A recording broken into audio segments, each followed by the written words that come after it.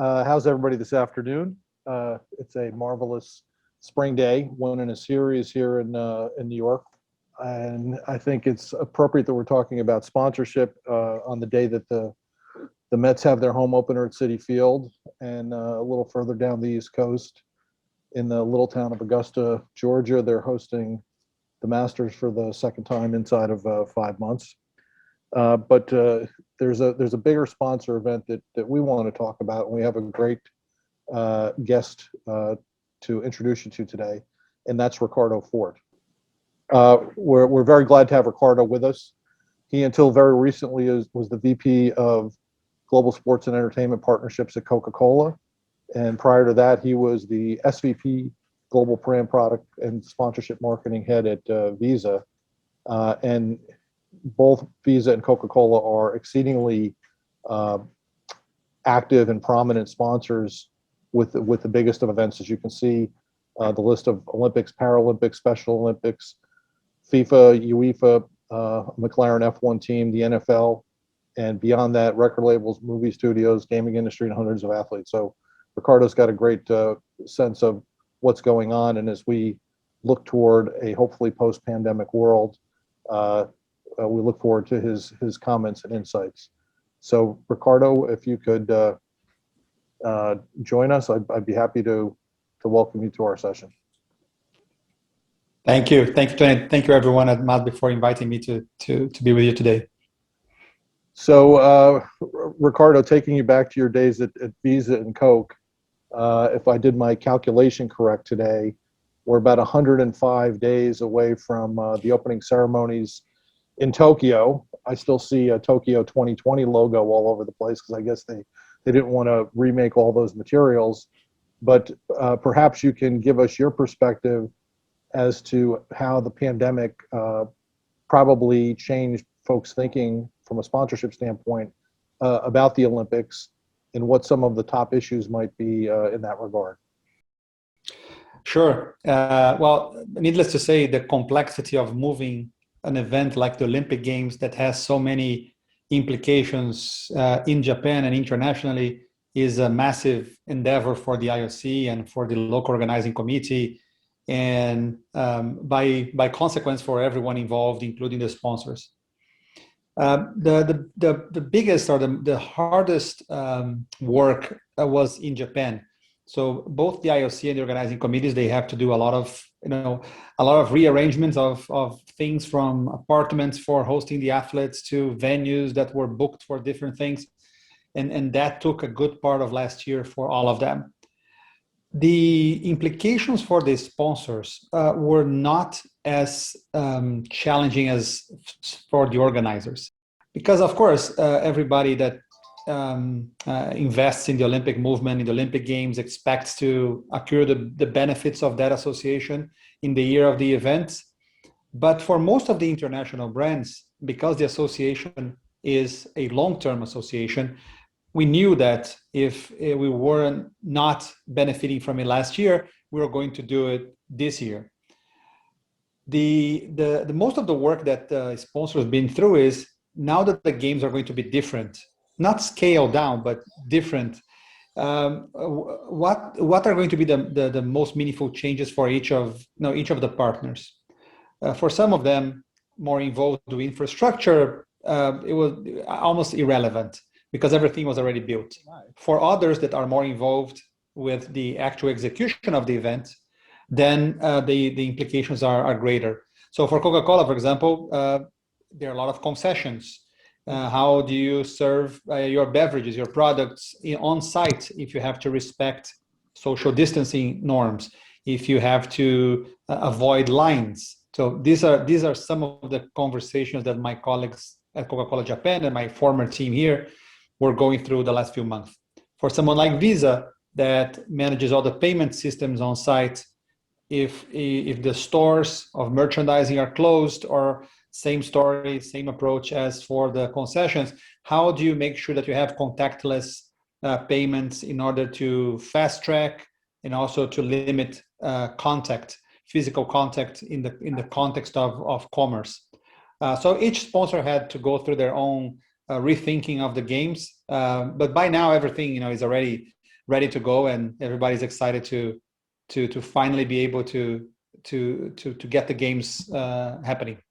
So when we had a sponsorship conversation at the first of our remote summits at the end of February, Paul Wilson of NBC was very, very bullish about the Olympics essentially being a global signal that the world is getting back to normal, given at that point in time everybody was talking about vaccines and the possibility or perhaps even the probability of herd immunity around the middle of the year. And in the US, President Biden was talking about people could get together perhaps again by 4th of July. But then the government in Japan essentially said in concert with all the folks at the Olympics that international travel was not going to be possible, and it would only have to be attendance from folks who were in Japan already. How does that kind of shape your thinking about the sponsorship value of the Olympics at this point in time for the particular event in Tokyo? Is it a blip on the radar screen, or is it going to dramatically change people's approach to what they want to do to make sure that they interact with the folks who they wanted to for the various business purposes? It also depends on the kind of sponsor that you are. If you are a sponsor that is more involved with B2B activities and you rely on in hospitality events more than others, then that's a big deal because you cannot entertain your international clients, customers, consumers.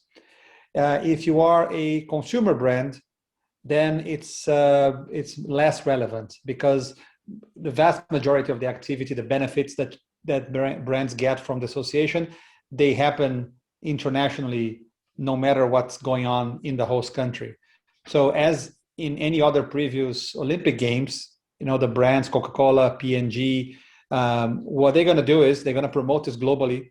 They're going to make this big deal in shops and retailers all over the world. And this is where the value comes from.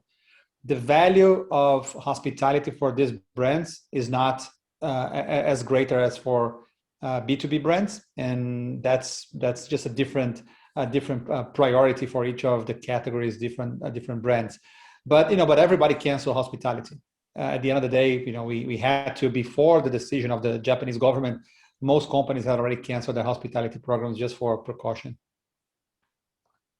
So one of the things that I had the pleasure of working on years ago was the Olympic torch relay. And with the games being in Atlanta back in 1996, all of us who worked on it, and I think the general consensus across the organization at Coca-Cola was that was a spectacularly effective property, because for the 70-ish days leading up to the torch arriving in Atlanta and being lit by Muhammad Ali, the name Coca-Cola was associated with the Olympics in every city along the torch route, right? And my colleagues at Momentum, all 70 plus of them, were putting up displays at Safeways and Kroger's and all the other big retailers, and then doing events with the mayor or whoever the local politicians were across and up and down the route that eventually came to Atlanta. And I think we calculated that 85+% of the U.S. population was within an hour or an hour and a half drive of the torch route at some point, and the crowds were enormous. This time around, the torch is actually already there. It seems like the torch relay is a little bit longer. As you look at the properties within the Olympic portfolio, is something like the torch relay still viewed in a very positive light, knowing that I believe it's now shared by more than one sponsor? It wasn't the exclusive thing that it was back before the Atlanta Games. Yeah, no, that's true. Coca-Cola has been involved with the Olympic torch relay since Barcelona in 1992. I think since Barcelona, Coca-Cola has ran the relay for the organizing committees in every game except Sydney in 2000. And that has become a signature event for Coca-Cola. Later in times when the complexity of the tour increased and the financial demands were greater than at the beginning, the organizers, the IOC and Coca-Cola, allowed and welcomed other partners. Today, they have 3 brands. There are some supporting brands, but the sponsors of the relay in Japan are 3 brands. And all of them, everybody that is involved with the relay, they rely heavily on the expertise that Coca-Cola developed over the years. The company has people that have done 4 or 5 relays, so it's a great event, and it does serves the purpose of taking the games that are happening in one city to the country and engaging a lot more people, engaging the trade, engaging fans everywhere. So at the end of the day, this is what every sponsor is trying to do, is trying to find out what is that particular space at the event that they're going to call their own, and they're going to do everything to promote that part. And the IOC has been very, very savvy in allocating different territories for different brands, so that everybody can do their jobs and benefit from the partnership. So, do you recall, without divulging obviously anything confidential, do you recall any sort of valuation exercise about the folks that you were interacting with as part of the torch relay? We were doing, I would say, probably a pretty rudimentary version of that back in 1996, right? Mm-hmm. It was, I think it was a little more sophisticated than the base level of media equivalency. We did ascribe a value to certain objectives, and then we kind of graded ourselves on the objectives that we achieved, or what portion of that objective we thought we achieved. So that was actually a pretty good valuation exercise. And even with conservative numbers, the value was several times what the cost of that event was, all in, even with the team on the road. Mm-hmm. Do you recall any such exercise being done more recently, and was the relay still holding up from a value received standpoint? Well, I of course I can't comment on the specifics, but in general, the fact that Coke has not only renewed, extended the partnership with the Olympics until 2032, and that the company has been part of the relay for all these years, it's a sign that it's been working well for them. The improvement in the measurement and approach for everything that in marketing, but particularly in sponsorships, over the last 5 years has been incredible. I developed a lot of models and tools when I was working for Visa, and of course Visa has no shortage of data, and I was inspired by that to do the same at Coke. So during my years at Coca-Cola, we hired people, we developed tools. We invested heavily in getting to the answers that the executives needed to make decisions on investments. So we treated sponsorship investments with the same rigor that any other investment in the company was treated before. At the end of the day, I always had this in the back of my mind that when the CEO of the company, when the executives of the company are making investment decisions, the price of a sponsorship is the equivalent of buying a brand or launching a new business or acquiring a company, and so we have to have rigor in all we do. So we do have, they do have all the tools to pre-event and after event to assess the potential benefit and to measure the actual results, business results, the impact in volume of sales, revenues, profit of everything in sponsorships. So thank you for that. And I'm going to go back to an old comment, which I don't remember the exact number for, but again, around the Atlanta games, so many years ago, at this point, 25 years ago, the comment was made by some of the very good research folks at Coke that the brand strength for Coca-Cola was significantly influenced by the relationship on the Olympics. I don't remember the exact number, but is that kind of perspective? I would imagine it could be similar to how you just answered about the torch relay. They wouldn't continue to invest in it if they weren't finding it that strong. Mm-hmm. Although I think there's probably a pretty strong historical pull because, as I recall, Coke has been an Olympic sponsor since I think it was 1928, if I'm remembering correctly. So yeah, so Coke is a very complex brand and is a very multifaceted brand. There are so many things happening at every moment in time that it is really hard to assign the impact of any specific activity to the performance of the business and the brand. The Olympics, having been associated with Coca-Cola for so long, of course, there is a long-lasting effect and impact of the Olympic values and the Coca-Cola values, and they are very close. The idea of togetherness in a world without barriers and inclusion, all of that has been part of the Coca-Cola brand and part of the Olympic brand for forever. So I think that all of us and probably our parents grew up seeing the Olympic Games with Coca-Cola involvement. So it's really hard to think about it, about one or the other without this companion.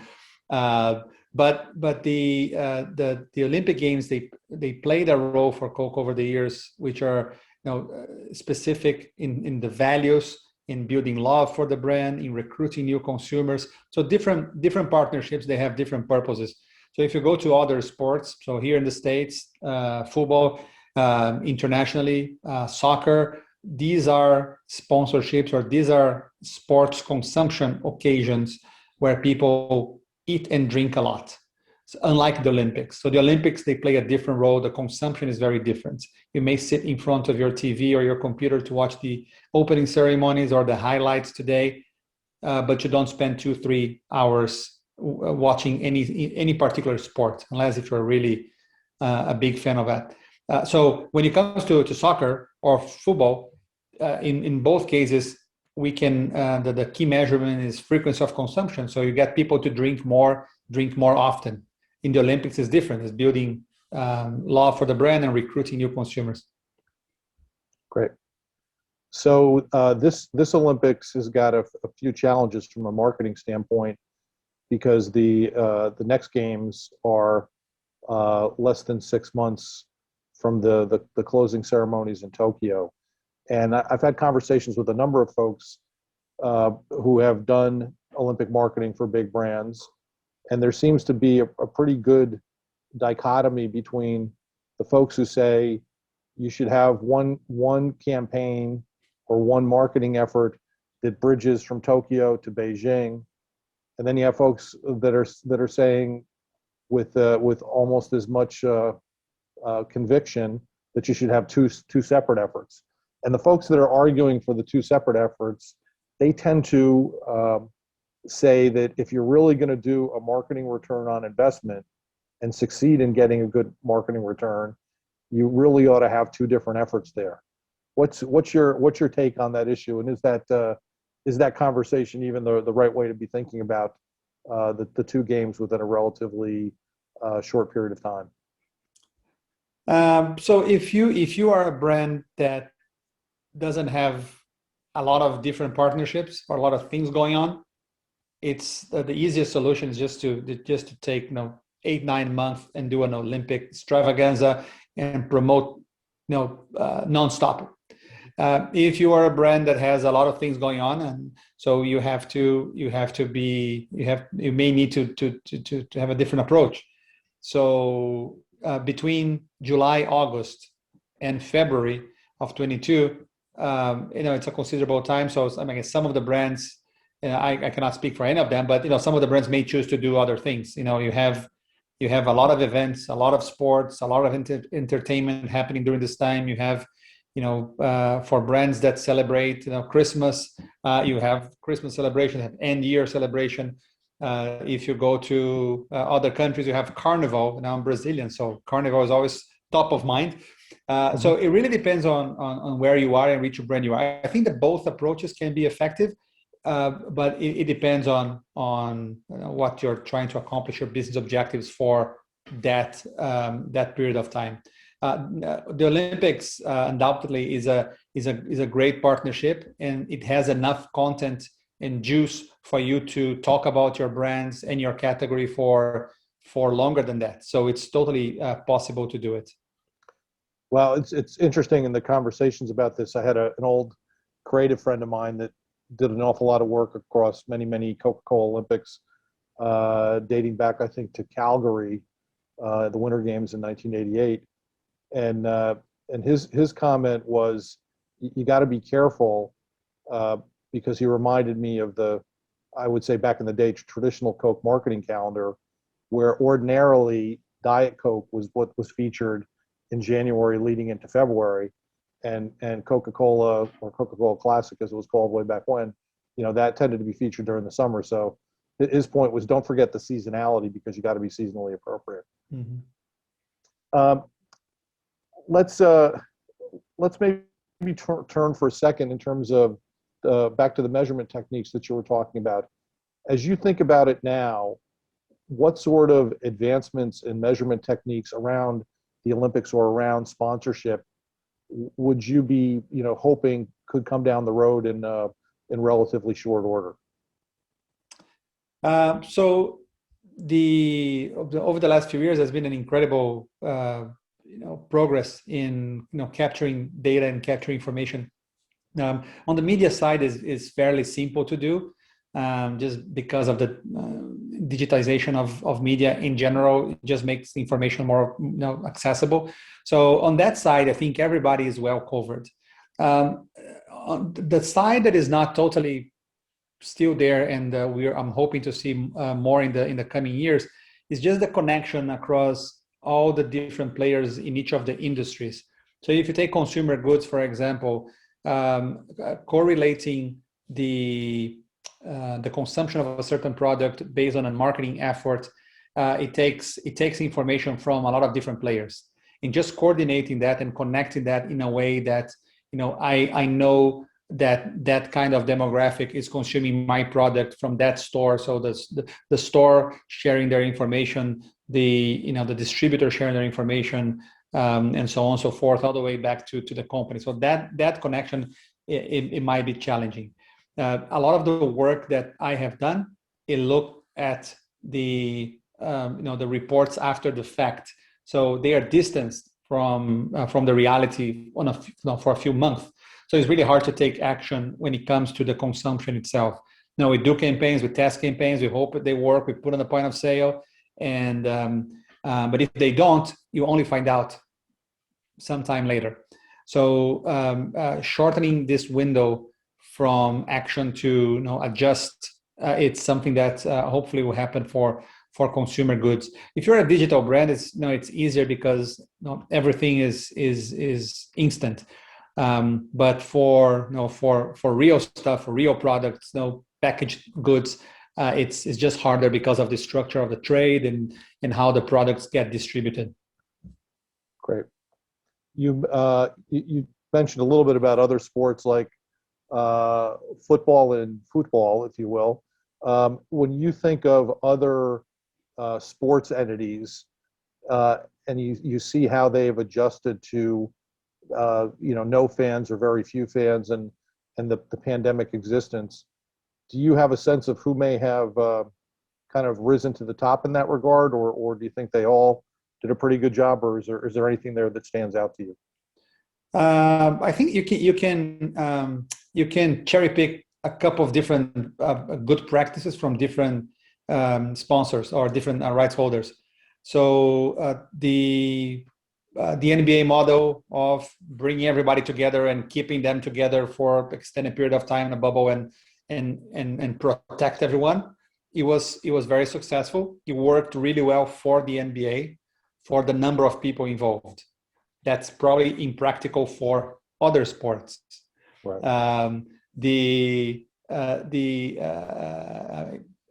In UFC or MMA, fighting in general, that's doable too. You take everybody to an island and you do your events there. Again, smaller number of people, you can concentrate everybody. So when you go to football or to soccer, this is impossible. Some of the events of the last year, we saw some leagues doing interesting things and maybe concentrating matches, a cluster of matches in a few countries. So that worked well in Europe too. The World Surf League had to cancel some events, but given the nature of being outdoor, they benefited from that. So again, smaller number of people traveling, fewer events. It was another good practice. I think that the biggest advancement or the acceleration in any marketing communication tool that we have was the production of content. So a lot of different organizations producing interesting content, from the Olympics, accelerating the Olympic channel, to FIFA doing historical matches, to you name it, and all of them are producing interesting things to keep people and brands engaged. But we have to be honest. It was challenging for everyone, and none of the solutions were ideal. Now we are accustomed in watching sporting events without fans, and it works. It's not the same, but it works. We cannot lose the perspective of it is working to the best of what's possible now, but it's far from being ideal. And hopefully, in the next month, we'll be back to a closer to ideal scenario. I don't think we'll ever go back to what we used to be 2 years ago. So not to make too much of a pun of it, but were you a fan of the piped in fan noise on the broadcast of all the games? There seems to be a pretty big divide on people who thought it was okay and people who were, I would say, vehemently against it. I like it personally as a fan. I watch a lot of soccer, and I think it's familiar. It gives a sense or a reassurance that that's still close to reality. But it's fake. There's something that I dislike more, which is just the big screens with images of fans. That the NBA tried. I don't think that's not part of the game for me. That's not part of the imagery of a game for me. But this is just taste. Yeah. So let's turn to a emerging opportunity, which is only a couple of months away, and that's the opportunity for brands and businesses to work with student athletes. The NCAA, after the resolution of a lawsuit with Ed O'Bannon being the lead name with that, is planning to allow students to benefit from their name, image, and likeness with the upcoming 2021 into 2022 academic year. How do you think about that opportunity for brands and businesses going forward? Is it something that they should potentially be an early adopter or early tester of, or do you think they'd be better served kind of waiting, because there's a lot of murkiness even to this day because the practices and guidelines have not been really put out there yet? Well, assuming everything goes according to plan, and we have clear guidelines of how to do it, I think it's great. It benefits the schools, it benefits the athletes, it benefits the brands. It's not for everyone. It really depends on, if you are a brand that is involved with college, then that's a natural thing to do. So, Coca-Cola products are sold in many, many colleges. The product is available, they sponsor the teams. So it's a natural extension to associate the brands with athletes. But for other brands, it may be slightly different. And also, it really depends on geography, because when we talk about this passion or this potential of student athletes being sponsored, you have just to look at the reality of sports, college sports. We are talking about football and basketball. So it's a very narrow number of sports, and it's a very narrow number of players in these sports. So I wish that more sports, more players in different categories, men, women, are sponsorable. But I will be surprised if that happens right away, because the money usually goes to where the eyeballs are, and today most of the eyeballs are in basketball and football. So it is a late decision. It should have been taken a long time ago, but it's not going to change college sports in the States by no means. It's going to be just correcting a mistake that is now long overdue.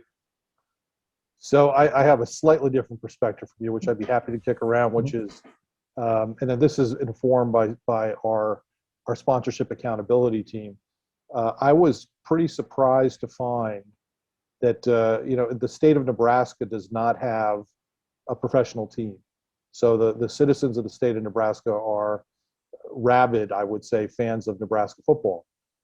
But it turns out that the individual player who has the biggest following on social media in Nebraska is not a Nebraska football player. It happens to be a terrific women's volleyball player by the name of Lexi Sun, because she's done a great job of kind of cultivating her, social media persona, if you will, in a very good way.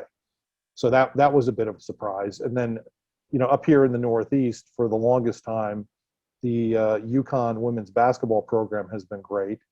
And they have I would say, transcendent player this year by the name of Paige Beckers, who as a freshman was the AP Player of the Year and also won the Naismith Award, I believe I saw the other night. So I actually think the athletes that may be possible to work with go beyond the football and basketball on the men's side. And I think there are a number of people who have said, and I've certainly come around to this point of view, that there are a lot of female student athletes who are going to be very attractive because they're excellent at social media and they have followings that you'd want to reach. Perhaps not for a mass brand just yet, as you were talking about for football and basketball, but there are a lot of brands where working with those student athletes could be very beneficial. I mean, in some ways, when you think about the aspirational nature of student athletes, that's a very attractive association for many, many businesses. So it'll be interesting to see how that plays out. Yeah, I won't be surprised if it follows what happens today in professional or higher level Olympic sports. Mm-hmm. And of course, there are a lot of people that are doing, athletes doing interesting works in every sort of sports. Some of them are followed because of the sport. Some of them are followed because their personal commentaries, and so they are influencers in their own way. But so hopefully that will be the case with a lot of people. Football and basketball will always attract more because there's more money. But hopefully we'll see something slightly different in the college sports scene. So, Frank, before we have Paul join us, or I see we have a number of questions there. Do you want to select one or two that we respond to at this point? Yeah, actually, there are some that would probably be best with Paul, but there are some that definitely, Ricardo, you might want to speak to directly. There are in several different areas. The one with the most has to do around activation, so activation of sponsorships. And we'll start with one from Will Thompson. To what extent do you factor in a company's ability to wring more value out of a sponsorship through superior or innovative execution before making an investment? Or is that just considered gravy if it happens? I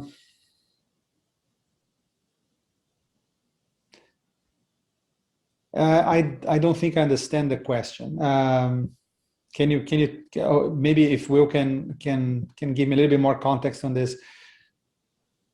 Sure. Hey, and thank you, Ricardo. So my question is, when you look at valuing a sponsorship like a financial asset, to what extent do you think about your ability to increase the value of that asset by having a better execution, whether that's more efficient or more innovative, or do you just say, hey, this is the value of a 2018 Mercedes-Benz. If I get more mileage out of it, great. But this is the value. You see what I'm saying? Yes. Yeah. No, thanks for clarifying. Yes, that's part of the decision, because sometimes you come across assets or properties that you see a lot of potential, and because of many reasons, lack of resources, lack of expertise, experience, whatever it is, they are not taking full advantage of it. And by partnering with them, you can not only benefit your brand, but also help them grow. And what I used to do is try to offer that as a service to the partners. So, if you let me partner with you, I'm not going to pay you the full price. I'm going to pay you half of the price, but I'm going to do all of the things for you. And at the end of the contract, you'll be better off than if you did not partner with me. So this is the kind of approach that I think is very beneficial for everyone. Okay. Great. Going to another one, Mike Donahue asks, does Coca-Cola add measurement of the 6 pillars of brand activation? For example, shopper, experiential, influencer, etc. Yes, there are different methodologies for measuring different areas of the connection with consumers and customers. They are developed by different teams, and we try to bring them together. But no, some of them are developed independently when compared to the others. So Frank, that may be a good transition point to bring Paul Pedno into the conversation, because I know that he's got very good perspective on measurement and assessment practices and what the best practices are in the sponsorship place.